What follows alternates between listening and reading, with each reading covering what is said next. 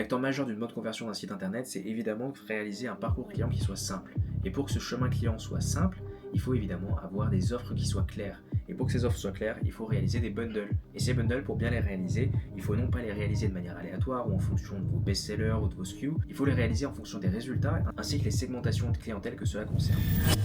Pour la longue étude de cas que j'ai réalisée sur YouTube, on avait des kits de rangement qui étaient vendus de manière un peu aléatoire. Et donc pour avoir une meilleure conversion, la meilleure manière c'était de faire des bons bundles, des bundles organisés en fonction de, par exemple, un bureau clair en 15 minutes. Donc là on touchait plutôt le côté working force, ou alors par exemple la cuisine fonctionnelle sans stress. On touchait beaucoup plus le côté cuisine et le côté réalisation de repas. Ça peut être hôtellerie, ça peut être cuisine professionnelle, ou alors tout simplement la cuisine de chez soi. Ce qu'il faut comprendre, c'est que chacun des résultats est associé à une segmentation de clientèle précise. Et donc une fois que vous arrivez à comprendre correctement l'usage de chacun de vos produits, vous pouvez créer des très bons bundles et ensuite vous organisez très distinctement chacun des bundles en fonction de l'usage client. Le mieux c'est d'avoir 3 bundles, mais rien ne vous en empêche d'en avoir plus. Mais avoir des bons bundles, c'est ça qui va vous permettre d'avoir des taux de conversion beaucoup plus élevés ainsi que des AOV, donc Average Order Value, beaucoup plus élevés eux aussi.